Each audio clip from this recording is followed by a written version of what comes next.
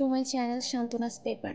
আমি আবারও আরেকটি নতুন ব্লগ নিয়ে হাজির হয়েছি। আজকের ব্লগে শেয়ার করব আমি আমার উইকেন্ড কিভাবে কাটিয়েছি এবং কি করেছি। তো চলুন দেরি না করে শুরু করা যাক। তো আজকে সকালে এত সুন্দর একটা ভিউ উপভোগ করার পর আমি চলে এসেছি রান্নাঘরে ব্রেকফাস্ট তৈরি করার জন্য।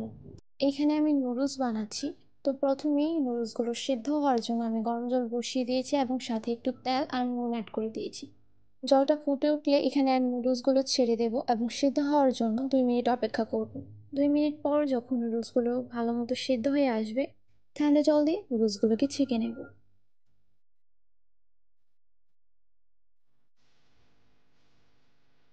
তারপর একটি পাত্রে আমি তেল গরম করে এতে কিছু টমেটো, পেঁয়াজ আর মরিচ কুচি দিয়ে দিচ্ছি এবং ভালো করে নেড়ে কিছুক্ষণ রান্না করব। টমেটো আর পেঁয়াজ কুচিগুলো নরম হয়ে আসার পর আমি একে একে লবণ, মরিচের গুঁড়ো আর হালকা একটু গোলমরিচের গুঁড়ো দিয়ে দিয়েছি জাস্ট ফর ফ্লেভার। মশলাগুলো ভালোভাবে মিক্স করে নেব। এরপর 1 প্যাকেট নুডলসের মশলা আমি এতে অ্যাড করছি। মশলাগুলো ভালো মতো রান্না হওয়ার পর আমি এতে সিদ্ধ করে রাখা নুডলসগুলো দিয়ে দেব এবং মিক্স করে নেব।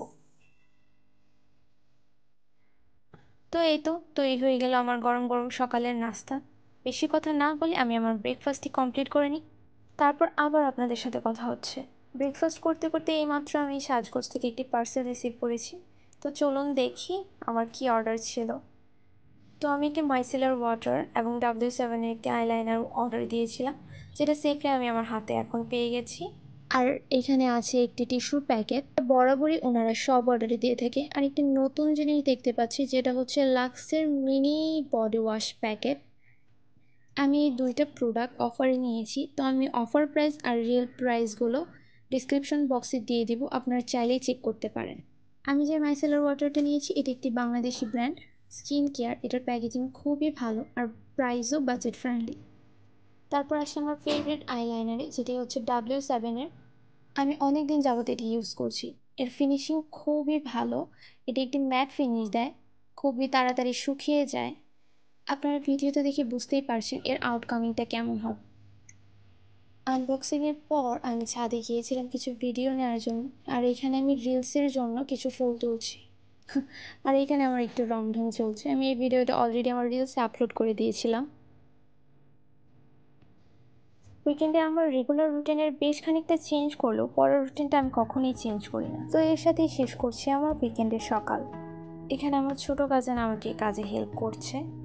আজকে সকাল থেকেই দিনটা ভালোই রোদে, তাই ভাবলাম আজকে এই আমসত্ত্বগুলো একটু রোদে দিই। এই আমসত্ত্বগুলো আমার মায়ের হাতের বানানো। বাসা থেকে আসার পর ব্যাগ থেকে সময় করে আর এগুলো বের করা হয়নি, রোদেও দেওয়া হয়নি। এগুলোতে ভালো একটা রোদ দিলে অনেক দিন পর্যন্ত সংরক্ষণ করা যায়। আমি এখন এটিকে ছাদে রেখে যাব। ছাদে এমন একটি জায়গায় রাখবো যাতে একদম ডিরেক্ট সানলাইটটা পড়ে আর অনেকক্ষণ যাবত এটি রোদ পায়।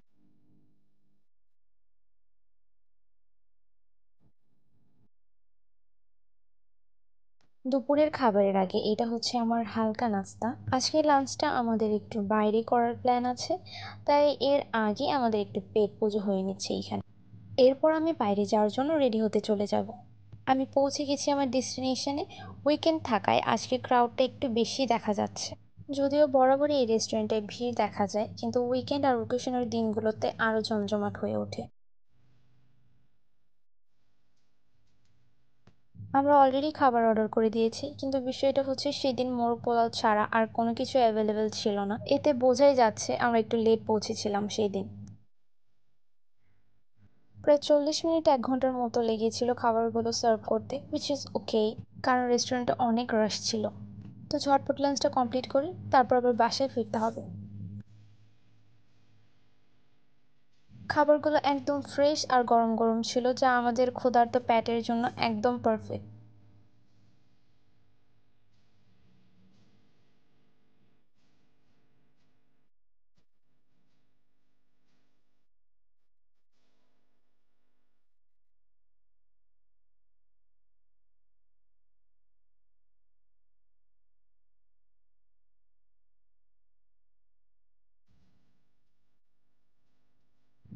এটা একদম শেষের টেবিলের ফুটেজ।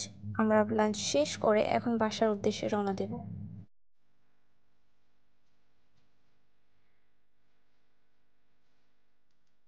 উপস, একদম একটুর জন্য বেঁচে গেছি। আমি আমার কাজিনকে বলেছিলাম তুমি বাইরে গিয়ে দরজাটা একটু পেছন থেকে ধরে রেখো, কারণ কাচের দরজাগুলো এমনি একটু শক্ত হয়, আর এক হাতে ফোন ধরে আরেক হাত দিয়ে দরজা খোলাটা খুবই টাফ। কিন্তু উনি এটা ভুলে গিয়েছিলেন, আর আমি আর আমার ফোন অলমোস্ট একটা অ্যাক্সিডেন্ট করতে বসেছিলাম। আর রেস্টুরেন্টে এত রাশ ছিল না, আমি ভালোভাবে হাঁটতে পারছিলাম না, ভালোভাবে ভিডিও নিতে পারছিলাম, তো আমারই ভুল। বের হওয়ার পর পাশে একটি স্টেশনারি দোকান দেখি, এখান থেকে আমার টুকিটাকি কিছু কেনার ছিল, এগুলো কিনে আমি বাড়ি ফিরি। শপটা অনেক সাজানো গোছানো আর কালারফুল ছিল, আমার দেখে খুবই ভালো লেগেছে।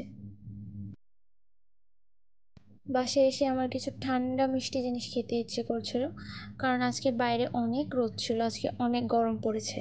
তো ফ্রিজ খুলে আমি এই দই খুঁজে পাই, যেটা আমার মুড আর টেস্টের সাথে যাচ্ছিল।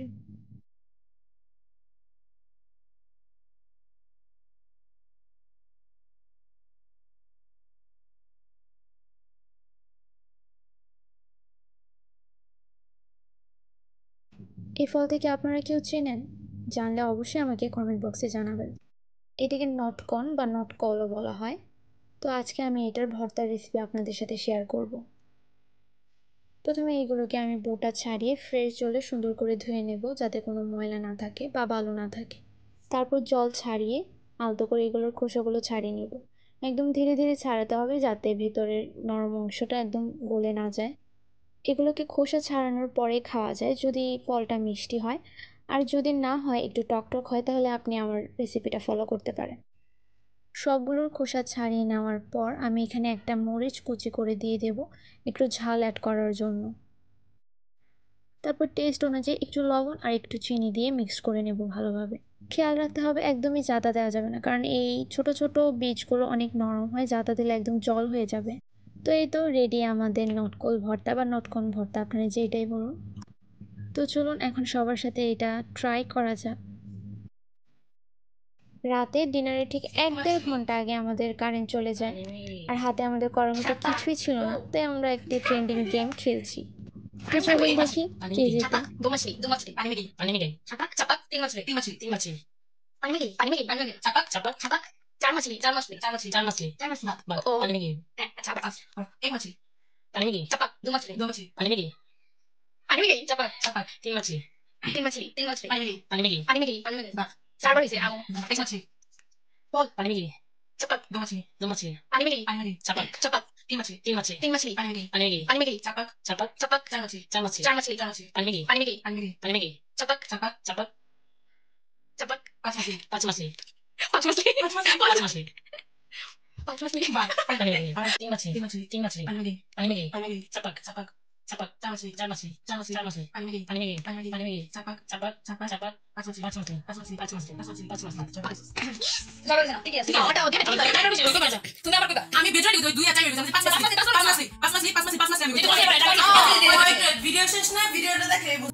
এতক্ষণ গেম খেলার পরও যখন দেখি কারেন্ট আসেনি, আর কোনো উপায় না পেয়ে এই মোম জ্বালিয়ে আমাদের ডিনার তৈরি করতে হচ্ছে, কারণ বাসায় আমার ছোট কাজিন আছে। তো ডিনারের জন্য তেমন কোনো বড় সড়ো ভেজাল না করে এখানে সব সিদ্ধ বসিয়ে দিয়েছি, আর এরই মধ্যে আমাদের কারেন্ট চলে আসে। এখানে সবাই একে একে কাজে লেগে পড়েছে। রাত্রের দিকটা একটু বৃষ্টি বৃষ্টি থাকায় বোঝাই যাচ্ছিল না কখন আবার কারেন্ট চলে যায়। ভর্তা মাখানোটা শেষ হয়ে গেলেই ডিনার সার্ভ করে দেব।